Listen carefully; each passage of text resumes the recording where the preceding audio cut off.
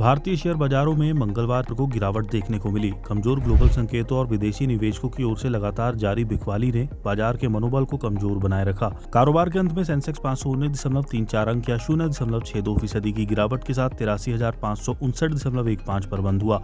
वहीं Nifty index 165.70 अंक या 0.64% की गिरावट के साथ 25,597.65 पर बंद हुआ। सबसे अधिक गिरावट आईटी, यूटिलिटी और मेटल कंपनियों के शेयरों में देखने को मिली। Nifty mid cap, small cap index भी करीब 1% तक फिसल गए।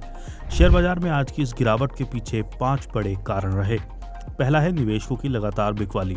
विदेशी संस्थागत निवेशक लगातार 4 दिनों से भारतीय शेयर मार्केट में बिकवाल बने हुए हैं। सोमवार 3 नवंबर को उन्होंने 1,883.78 करोड़ रुपए के शेयर बेचे।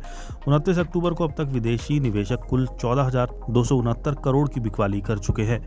जियोजीत फाइनेंशियल सर्विसेज के chief investment strategist doctor V K Vijay Kumar ने बताया, विदेशी निवेशकों की लगातार बिकवाली शेयर मार्केट की तेजी को रोक रही है। ऊंचे वैल्यूएशन और सीमित अर्निंग ग्रोथ के चलते वे फिलहाल सस्ते और अधिक ग्रोथ वाले बाजारों में पैसा लगा रहे हैं। दूसरा है कमजोर ग्लोबल संकेत। एशियाई बाजारों में भी मंगलवार को कमजोरी देखने को मिली। साउथ कोरिया का कॉस्पी, जापान का निक्केई 225 और चीन का शंघाई कंपोजिट इंडेक्स सभी लाल निशान में कारोबार कर रहे थे। टेक कंपनियों के शेयरों में आई हालिया तेजी के बाद निवेशकों ने मुनाफा वसूली की। वॉल स्ट्रीट फ्यूचर्स भी मंगलवार सुबह के कारोबार में 1.1% की गिरावट के साथ कारोबार कर रहे थे, जिससे वॉल स्ट्रीट में कमजोर शुरुआत के संकेत मिले। तीसरा है मिले जुले तिमाही नतीजे। कमाई के मामलों में भी Q2 के मामूली नतीजों के बीच मार्केट का सेंटीमेंट कमजोर रहा।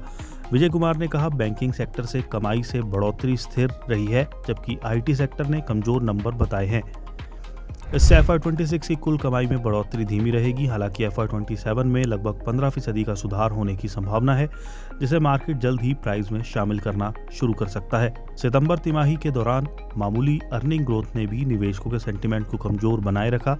विजय कुमार ने कहा, बैंकिंग सेक्टर की अर्निंग ग्रोथ स्थिर रही है, लेकिन आईटी सेक्टर ने कमजोर उम्मीद से कमजोर प्रदर्शन किया है। इससे FY26 में टोटल अर्निंग ग्रोथ के धीमी रहने के संकेत मिल रहे हैं। हालांकि FY26 में लगभग 15% का सुधार होने की संभावना है, जिससे मार्केट जल्द ही प्राइस में शामिल करना शुरू कर सकता है। चौथा है मुनाफा वसूली का दौर। निवेशकों ने मेटल, ऑटो और बैंकिंग शेयरों में आई हालिया तेजी के बाद मुनाफा वसूली करना शुरू कर दिया है। प्रभुदास लीलाधर में रिटेल एंड डिस्ट्रीब्यूशन के CEO संदीप रायचुरा ने बताया, जीएसटी कटौती और बेहतर अर्निंग ग्रोथ की उम्मीद से शेयर बाजार में हाल ही में तेज रैली देखने को मिली थी। ऐसी तेजी के बाद बाजार में कुछ मुनाफा वसूली स्वाभाविक है।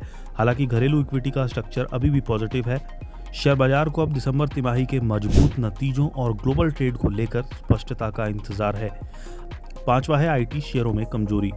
अमेरिका के कमजोर आर्थिक आंकड़ों और फेडरल रिजर्व अधिकारियों के मिले जुले बयानों ने आईटी शेयरों को लेकर निवेशकों के सेंटीमेंट को कमजोर किया।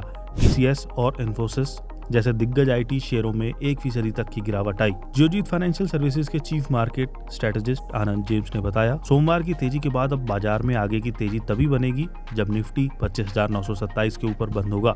इंडेक्स के 25,815 के नीचे रहने पर बाजार साइडवेज रह सकता है। अगर निफ्टी 25,650 से नीचे फिसलता है तो फिर इसके लिए अगला सपोर्ट लेवल 25,400 पर होगा।